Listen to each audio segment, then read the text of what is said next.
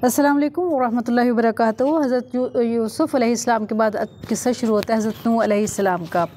अल्लाह ताला ने आदम अलैहिस्सलाम की औलाद की बरकत अता फरमाई तो इसमें बहुत सी मर्द और औरतें हो गई। आदम अलैहिस्सलाम की औलाद खूब फली और फैली, और अगर आदम अलैहिस्सलाम वापस आकर देखते तो अपनी औलाद को ना पहचान सकते। अगर इनसे कहा जाता है कि आदम अलैहिस्सलाम ये आपकी औलाद हैं तो वो बहुत ताज्जुब करते और कहते सुभान अल्लाह, ये सब मेरे औलाद हैं, ये सब मेरी नस्ल है। आदम अलैहिस्सलाम की औलाद से बहुत बस्तियाँ भर गईं, उन्होंने बहुत से मकान बनाए, वो काश्तकारी करते और ज़िंदगी गुजारते थे। वो लोग अपने बाप के दीन पर थे और अल्लाह ताला ही की इबादत करते थे।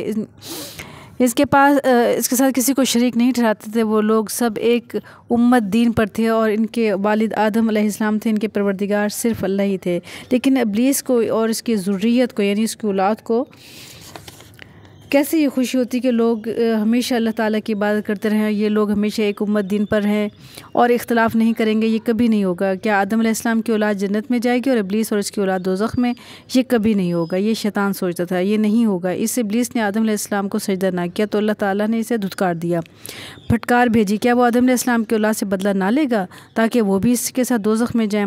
वो ज़रूर बदला लेगा, वो ज़रूर बदला लेगा। शैतान ने सोचा लोगों को बहुत बुत परस्ती की तरफ बुलाया जाए ताकि वो जहन्नुम में दाखिल हो, कभी जन्नत में ना जा सके। और शैतान जानता था कि अल्लाह ताला शिर्क को माफ़ नहीं करते और इसके अलावा जब चाहे हर चीज़ को माफ़ कर सकते हैं।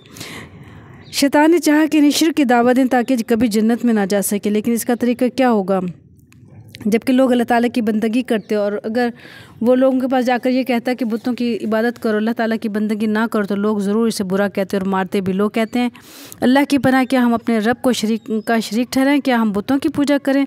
तू तो मरदूस शैतान है, यकीनन तो खबीस शैतान है। लेकिन शैतान ने एक दरवाज़ा पा लिया जिसे दाखिल होकर वो लोगों के पास पहुँचे। लोग तो अल्लाह ताला से डरते थे, रात दिन इसकी इबादत करते और कसरत से इसका ज़िक्र करते थे। वो अल्लाह ताला से प्यार करते थे और अल्लाह ताला इनसे प्यार करता था और इनकी दुआएं सुनता था और लोग इससे मोहब्बत रखते और ताज़ीम करते थे। और शैतान इस बात को अच्छी तरह जानता और बिलाखिर ये सब लोग फौत हो गए, अल्लाह ताला की रहमत की तरफ मुंतकिल हो गए। शैतान लोगों के पास गया और इन अल्लाह वालों का जिक्र किया, कहने लगा तुम्हें फ़लाँ और फ़लाँ आदमी कैसे थे? उन्होंने जवाब दिया सुभान अल्लाह, वो लोग तो अल्लाह वाले थे, अल्लाह के वली थे। वो ऐसे लोग थे जब दुआ मांगते तो अल्लाह इनकी दुआ कबूल फरमाता, जब इसे सवाल करते तो पूरा करता। शैतान बोला इन पर तुम्हारा गम कैसा है? वो कहने लगे बहुत सख्त। शैतान ने कहा इनके बारे में तुम्हारा शौक़ कैसा है? वो कहने लगे बहुत बड़ा। कहने लगे तुम इन्हें हर रोज़ क्यों नहीं देखते? उन्होंने पूछा इसकी सबील क्या हो सकती है? वो तो फौत हो चुके हैं। शैतान बोला इनकी तस्वीरें बना लो और हर रोज़ सुबह इनका दीदार कर लिया करो। इन लोगों को इब्लीस की राय बहुत पसंद आई। उन्होंने बुज़ुर्गों की तस्वीर बनाई और इन तस्वीरों को हर रोज़ देखते और जब इन्हें देखते तो इन्हें बुज़ुर्गों को याद करते। वो लोग तस्वीरों से मूर्तियों तक पहुँचे। उन्होंने बुज़ुर्गों की बहुत सारी मूर्तियाँ बना डाली और इन्हें अपने घरों और मस्जिदों इबादत गाहों में रख दिया। इस वक्त तक वो सिर्फ अल्लाह ताला की इबादत करते थे, इसका शरीक किसी को ना बनाया था। वो ये जानते थे कि ये मूर्तियाँ बुज़ुर्गों की हैं और यकीनन ये पत्थर जो इनको ना फ़ायदा दे सकता है ना नुकसान, ना ही इनकी रोज़ी पहुँचा सकता है, लेकिन वो इनसे बरकत हासिल करते थे और ताज़ीम करते थे क्योंकि वो नेक लोगों की मूर्तियाँ थीं। और ये मूर्तियाँ इनमें बहुत ज़्यादा हो गई और इनकी ताज़ीम भी बढ़ गई। जब इनमें से कोई नेक आदमी फौत होता तो इसकी मूर्ति बना लेते और इस मूर्ति का नाम उसी मूरत का वही नाम रख लेते। ये लोग तो दुनिया से चले गए और औलाद ने अपने बाप दादों को देखा, इन्हीं से बरकत हासिल करते थे। उन्होंने बाप दादों को देखा वो बहुत ज़्यादा ताज़ीम करते थे और देखते ही देखते इन मूर्तियों को चूमते, इन पर हाथ फेरते और इनके करीब दुआएं मांगते और इन्हें देखते इनके सामने सर को झुकाते रुकू करते। फिर औलादों ने बाप दादाओं के काम पर कोई इजाफा किया, इन्हें सजदों करने लगे और इनसे हाजात मांगने लगे और इनके लिए ज़िबह करने लगे। इस तरह ये बुत इनके माबूद बन गए और लोग इनकी ऐसी इबादत करने लगे जैसे कि वो इससे पहले अल्लाह की इबादत करते थे। और इनमें माबूदों की कसरत हो गई।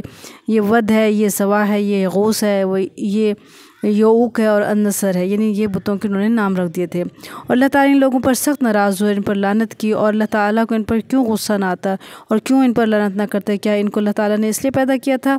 क्या इसलिए इनको रिज़्क़ देता था? वो अल्लाह ताला की ज़मीन पर चलते थे और अल्लाह ताला के साथ कुफ्र भी करते थे और वो अल्लाह ताला का रिज़्क़ खाते थे और उसका शरीक भी ठहराते थे। यकीनन ये बहुत बड़ा जुल्म था, बिलाशुबा ये बहुत अजीम था।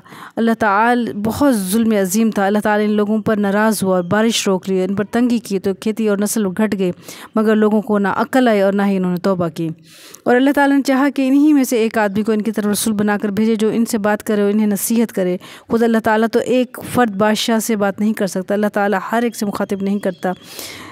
कि इसे कहे कि यूँ करो। बिलाशुबा बादशाह एक फ़र्द से बात नहीं करते। बादशाह हर शख्स के पास जाकर कहते हैं कि क्यों यूँ करो भी इंसानों जैसे इंसान है, हर एक इन्हें देख सकता है, इनकी बात सुन सकता है, लेकिन अल्लाह ताला को कोई नहीं देख सकता और ना इसका कलाम सुन सकता है, ना इससे कलाम कर सकता है और इसकी कोई ताकत नहीं रखता वजूद इस शख्स की जिसे अल्लाह ताला चाहे। और जब चाहे चुनाचे अल्लाह ताला ने चाहा कि लोगों की तरफ रसूल भेजे जो इनकी से बात भी करे और इन्हें नसीहत भी करे, और अल्लाह ताला ने चाहा कि ये रसूल इंसान हो, इन्हीं लोगों में से एक हो। लोग इसे पहचानते हो, इसकी बात समझते हैं। और लोग अगर रसूल फ़रिश्ता होता तो लोग कहते हैं हमारा और इसका क्या ताल्लुक़, और फ़रिश्ता और हम इंसान हैं, हम खाते पीते हैं, हमारा अहल याल है, हम कैसे अल्लाह की बात करें। और जब रसूल इंसान हो और कहता मैं खाता पीता और मेरे अहल याल है और मैं अल्लाह की बंदगी करता हूँ, फिर तुम क्यों अल्लाह की बंदगी नहीं करते। और अगर रसूल फ़रिश्ता होता, लोग कहते तुम्हें तो ना प्यास लगती है ना भूख, ना तुम बीमार होते ना तुम्हें मौत आती है। और अगर रसूल फ़रिश्ता होता तो लोग कहते तुम्हें ना प्यास लगती है ना भूख, ना तुम बीमार होते हो ना तुम्हें मौत आती है, इसलिए तुम अल्लाह ताला की इबादत करोगे और इसे हमेशा याद रखोगे। और हम इंसान हैं, हमें प्यास भी लगती है, हम भूख भी लगती है, हम बीमार भी होते हैं, हमें मौत आती है, फिर हम कैसे अल्लाह की बात करें। और इसे हमेशा याद रखें।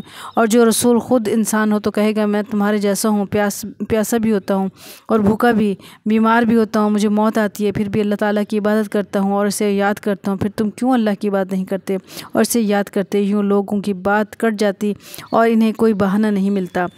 अल्लाह ताला को मंजूर हुआ नूह अलैहिस्सलाम को रसूल बनाकर इनकी कौम की तरफ भेजे। कौम में दौलतमंद सरदार लोग थे, मगर अल्लाह ताला ने अपने पैगाम के लिए नूह अलैहिस्सलाम को चुन लिया और उनमें से किसी को ना चुना। अल्लाह खूब जानता कि कौन रिसालत का बोझ उठा सकता है, अल्लाह ही जानता है कि कौन इस अमानत का हक़ अदा कर सकता है। नूह अलैहिस्सलाम नेक और शरीफ आदमी थे।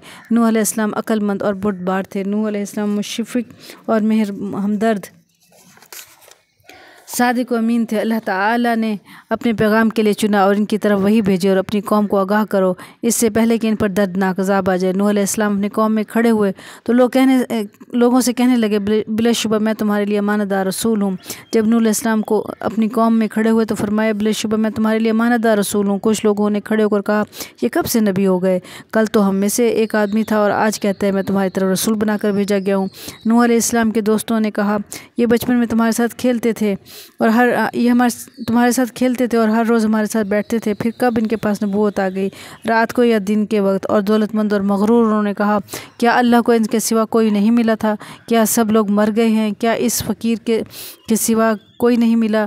और जाहिलों ने कहा ये तो हमारे जैसा ही एक आदमी है। और कहने लगे अगर अल्लाह ताला चाहता तो कोई फ़रिश्ता उतार देता, ये तो हम में से पहले आबा-ओ-अजदाद से भी नहीं सुना। और किसी ने कहा यकीनन नूह अलैहिस्सलाम इस तरीके से इज़्ज़त और सरदारी चाहते हैं। लोग बुतों उनकी बंदगी को सही समझते थे और बुतों की बंदगी को दानिशमंद ख्याल करते। और उनका ख्याल था कि जो शख्स बुतों की बंदगी नहीं करता वो गुमराही और पागलपने में है। वो कहते थे कि हमारे आबा-ओ-अजदाद बुतों को पूछते थे फिर ये इनकी बंदगी क्यों नहीं करते। और नूह अलैहिस्सलाम बुतों की पूजा को गुमराही समझते थे, बल्कि इनकी पूजा को हमाकत ख्याल करते थे। और नूह अलैहिस्सलाम समझते थे इनके बाप दादा गुमराही और हमाकत में मुब्तला थे।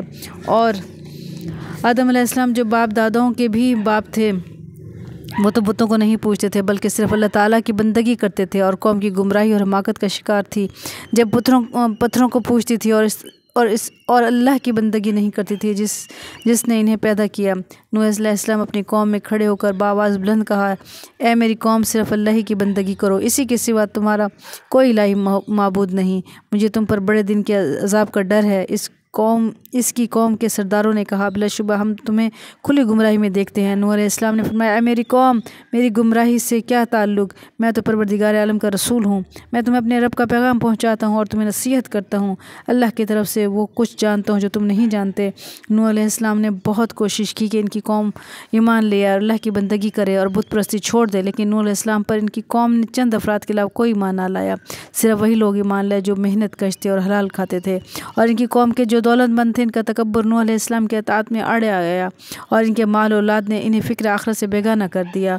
और वो कहते थे हम मुअज़्ज़ज़ लोग हैं और ये कमीने हैं। जब नूह अलैहिस्सलाम ने इन्हें अल्लाह ताला की तरफ बुलाया तो कहने लगे क्या हम तुझ पर ईमान लाएं जबकि तेरी पैरवी घटिया लोगों ने कर रखी है। और उन्होंने मुतालबा किया कि इन मस्किनों को दूर कर दिया जाए, लेकिन नूह अलैहिस्सलाम ने ना माना। आपने फरमाया मैं मोमिनों को नहीं हटाऊँगा, मेरा दरवाज़ा किसी बादशाह का दरवाज़ा नहीं, मैं तो साफ साफ अल्लाह के अज़ाब से डराने वाला हूँ। नूह अलैहिस्सलाम जानते थे ये मस्कीन लोग मुखलिस मुखलिस मोमिन हैं। यकीनन इन मस्किनों को हटाने पर अल्लाह ताला नाराज़ होगा। इस वक्त इनकी कोई मदद नहीं करेगा, यानी अल्लाह ताला की पकड़ से कोई नहीं बचाएगा। चुनांचे नूह अलैहिस्सलाम ने फरमाया, मेरी कौम, मैं अगर इनको हटा दूँ तो मुझे अल्लाह ताला की पकड़ से कौन बचाएगा। दौलतमंदों ने कहा, जिस चीज़ की तरफ नूह बुलाते हैं ना तो वो सच है ना ही इसमें भलाई है। क्यों? इसलिए कि हमारा तजर्बा है कि भलाई के हर काम में हम पहल करने वाले लोग हैं। हर उम्दा खाना हमें हासिल है, हर खूबसूरत लिबास हमारे पास, लोग तो हर चीज़ में हमारी पैरवी करते हैं। हम देखते हैं कि भलाई के कामों में हमसे कोई ख़ता नहीं होती और ना ही शहर में कोई हमसे आगे निकल सकता है। सो अगर इस दीन में कोई भलाई होती तो ये मस्किनों से पहले हमारे पास आता। अगर ये अच्छा दीन होता तो कोई शख्स हमसे इसकी पहल ना कर सकता। ये हज़रत नूह अलैहिस्सलाम की कौम की बातें थी और मुकालमा था जो उन्होंने नूह अलैहिस्सलाम से किया था। और नूह अलैहिस्सलाम ने अपनी कौम को दावत दी और खैर ख्वाही और हमदर्दी की बहुत कोशिश की। फरमाया, ऐ मेरी कौम, मैं साफ साफ डराने आगाह करने वाला हूँ। ये कि तुम सिर्फ़ अल्लाह ताला ही की बंदगी करो और इससे डरते रहो और मेरी बात मानो। अल्लाह तुम्हारे गुनाह माफ़ कर देगा और एक वक्त मुकर्रर तक तुम्हें मोहलत देगा। बिलाशुबह अल्लाह का वादा जब आएगा तो इसमें ताख़ीर ना होगी। काश तुम जान लेते। और अल्लाह ने इनसे बारिश रोक ली और इन पर नाराज़ हो गया और खेती और नस्ल कम हो गई। नूह अलैहिस्सलाम ने फरमाया, मेरी कौम, अगर तुम ईमान ले आओ तो अल्लाह तुमसे राज़ी हो जाएगा और यह अज़ाब दूर हो जाएगा। अगर तुम पर बारिश भेजेगा और तुम्हें रिज़्क़ और औलाद में बरकत देगा। और नूह अलैहिस्सलाम ने कौम को अल्लाह की तरफ बुलाया और उनसे कहा, क्या तुम अल्लाह को पहचानते नहीं? ये तुम्हारे पर इर्द गिर्द की अल्लाह की निशानियाँ हैं। क्या तुम इन्हें नहीं देखते? क्या तुम आसमान और ज़मीन की तरफ नहीं देखते? क्या तुम सूरज चाँद को नहीं देखते? आसमान किसने बनाया और किसने चाँद को नूर और सूरज को चिराग बनाया?